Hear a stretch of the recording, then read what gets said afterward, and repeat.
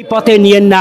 আমাদের একটাই দাবি, কলেজ আমাদের সরকারি, কর্মচারী বেসরকারি দাবি আমাদের একটাই, সরকারি চাকরি চাই। সরকারি চাকরি ছাড়া আমরা এই রাজপথ ছাড়বো না, ছাড়বো না, ছাড়বো না। তাতে যদি আমাদের যাই হোক, আমাদের উপর যত ঝড়, যত কাল বৈশাখী ঝড়ই হোক, আমরা এই দাবি মেনে, দাবি আমরা সফলতা করে আমরা এই রাজপথ থেকে আমরা যাব। এছাড়া আমরা এখান থেকে আমরা কেউ লড়বো না। আমরা দাবি আদায় মেনে, দাবি সফলতা করে আমরা এই রাজপথ থেকে চলে যাব।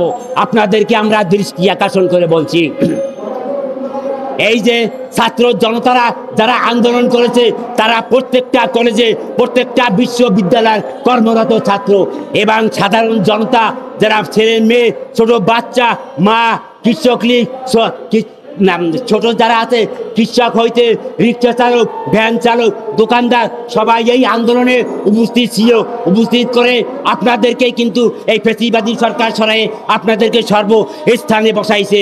তাই বলে আপনারা মনে করেন না যে আপনারা ভোটে নির্বাচিত হয়েছে। আপনারা ভোটে কিন্তু নির্বাচিত হন নাই।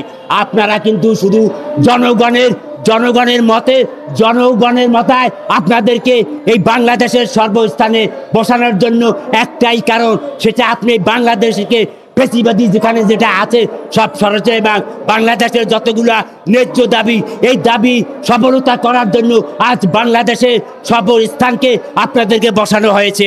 আপনারা সেই জিনিসটা লক্ষ্য করেন। আপনারা বুঝছেন না যে আমরা এই স্থানে বসে আছি, সাধারণ মানুষ কিছুই বুঝবে না। সাধারণ মানুষ যখন আপনাদেরকে বসাইছে, আপনাদেরকে নামাবার মতো ক্ষমতা সাধারণ মানুষের কিন্তু আছে। আপনারা এই জিনিসটা চিন্তা ভাবনা করে আজ আমরা সরকারি কলেজের কর্মরত বেসরকারি কর্মচারী যারাই আছি, তাদের ন্যায্য দাবিটা আপনারা আদায় করে আমাদের এই ন্যায্য দাবি সফলতা করার জন্য আমি আপনাদেরকে বিনীতভাবে অনুরোধ করছি। আমি বারবার বলছি, আমাদেরকে হার্ডলাইনে আপনারা নিয়েন না। হার্ডলাইনে গেলে কিন্তু বহুত ভয়ঙ্কর অবস্থায় চলে যাবে এই বাংলাদেশ।